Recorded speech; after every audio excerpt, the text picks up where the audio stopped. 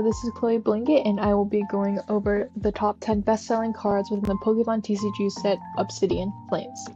So first I'm going to talk about how I calculate or choose my top 10. When choosing the top 10 bestsellers, I paid most of my attention to sales volume, market price, and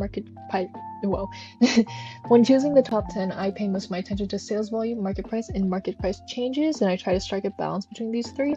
In my eyes, the best-selling cards are those that are selling a lot at a relatively high price, considering the card's history and the type of card it is.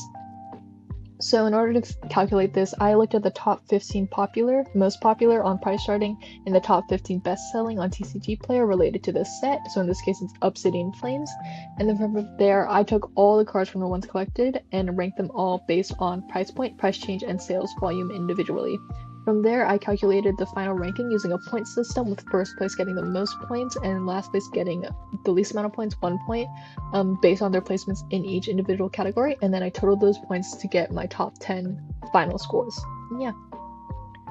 From here, each slide will contain an explanation of why I believe it is within the top 10, and then I will also have an honorary mention at the end, which in this case is just a card that caught my eye for one reason or another. So starting with Gloom 198, this card is an illustration rare card and a full art, making it so this is our first place card. It is Gloom 198. This card is an illustration rare card and a full art, which is immediately attractive to collectors. Most of the top 10 bestsellers within 7 sets are full arts. As to the Pokemon itself, Gloom is from the early generations and therefore is well liked by fans. And its awkward and silly design and personality is also memorable, which attracts collectors. It's just a well-liked Pokemon.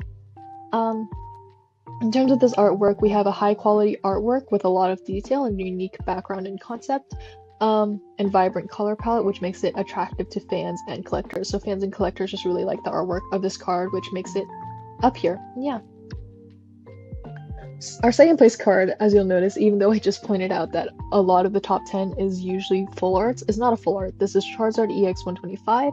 This is a double rare card, which I just point out because normally the cards you see up here are illustration rares, special illustration rares, hyper rares, or ultra rares, and so you usually don't see anything below that, such as double rare.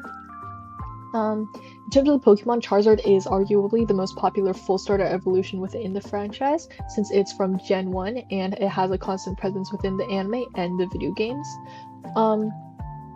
As to why this card, expanding upon that, this card also has an alternate version. This has an alternative jumbo card version, which could boost sales, as it's an affordable version of the other card.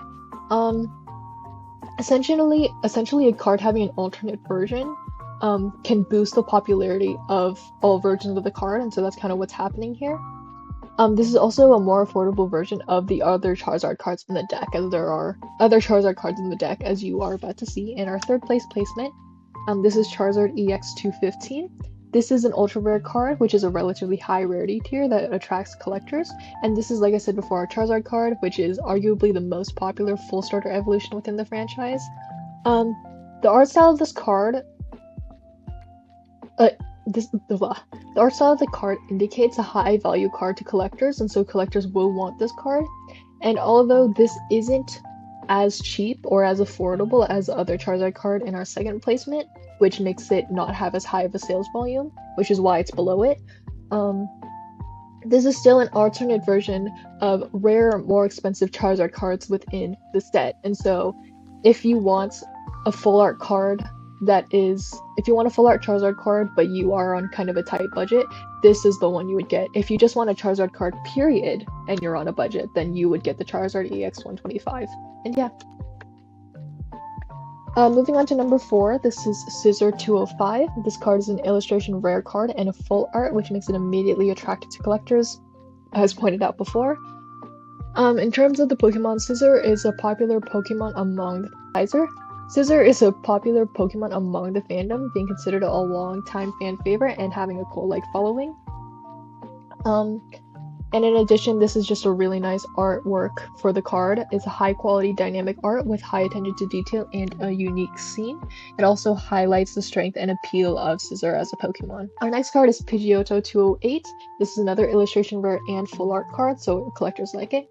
Pidgeotto specifically is one of the most iconic bird Pokemon within the franchise, since it is the bird Pokemon from Generation 1, or it is from the bird Pokemon evolution line from Gen 1, and so it has a nostalgia appeal, and it also has had a constant presence within the video games. In terms of artwork, we have simple and characteristic artwork that highlights Pidgeotto, but just beyond that, the Pidgey evolution line within this set all have similar art scenes with the same art style in it, and so collectors will want all the cards because they match art styles, and so that boosts collectability and therefore buyability and popularity. And yeah. This is our number 6 card. This is Larvitar 203. This card is another illustration rare, so collectors like it. Larvitar specifically is a popular Pokemon due to its small, cute design and the fact that it's the pre-evolution of a popular Pokemon, or a powerful Pokemon, Tyranitar, which has shown up within like VGC and other video games and stuff like that. This artwork is really nice. This is a simple cartoonish art style with a cute concept, and that speaks very well to the cute design that makes Larvitar so well liked. This card and the artwork just capitalizes very well on what makes Larvitar so likable, and so it's quite a popular card. Moving on to number 7, Lechonk 209. We have another illustration rare card, so attractive to collectors. Lechonk's popularity as a Pokemon comes from its adorable and slaying nature, which keeps it popular due to long-standing appeal. The artwork is really nice, like I said before. This is a high-quality art with a lot of detail and a vibrant color palette. We also have a fun, unique sort of daily life scene. Full arts that depict calm scenes in daily life tend to sell very well. In this case, we have a picture of Lechonk just eating indoors, which appeals very well to fans and collectors. Yeah.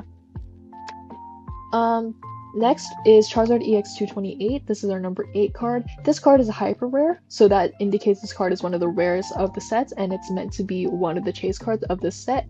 As you'll notice, this Charizard card has very similar art to our other Charizard card within 3rd place, Charizard EX 215. And so not only is it a Charizard card, but it also has a gold background. This card has gold background and unique foiling, and that indicates to collectors that this is overall a very high value card, and so collectors will want it and collectors will want to buy it. And yeah. Our number 9 card is Cleffa 202. This card is another illustration rare, so collectors like it. Cleffa as a Pokemon is a widely popular and well-liked Pokemon due to how cute its design is specifically. Just a very cute, I want to say fairy type, but it's probably a normal type. It's just a very cute Pokemon, very cute small Pokemon, which makes it popular. In terms of the artwork, I think this is my favorite artwork of the set, or of the top 10. We have a beautifully drawn background that captures Cleffa's nature perfectly, with Cleffa being within the center. It's also overall, it's just very beautiful artwork, with its colors and its detail, and that'll attract fans and collectors.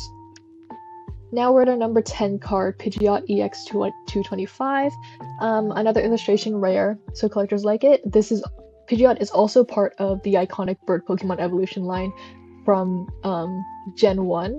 And so similar to Pidgeotto, it has that similar artwork and similar art scene that makes it so appealing and increases that collectability of the card. And so because it is within the Pidgey evolution line and is within the matching card set within this set, it is a popular card and it is well liked and collectors will want it. And yeah. Now we're at our honorary mention, which is another Charizard card, Charizard EX 223. This is a special illustration of rare Charizard EX card, which you'll notice we haven't had a Charizard EX special illustration yet. We've had the double rare, I think. We've had the ultra rare and the hyper rare, but we haven't seen the special illustration rare card yet. This is it. Because it's a special illustration rare Charizard EX card, I expected it to be among the top 10. As to why it isn't up there calculation-wise, it didn't make it because of its comparatively lacking sales volume and price change compared to the other cards we've seen. This is probably due to it being the most expensive Charizard card within the set, with it being around $70 to $73 compared to the other cards, which are around, below $30. Yeah, which are below $30, and so because it is more expensive, it's less affordable, and so it will get a lower sales volume. And yeah, sorry if that was rushed. My mic is currently dying in battery. I don't know if you noticed. But that is it for my analysis of the top 10 best-selling cards within the Pokemon set Obsidian Flames.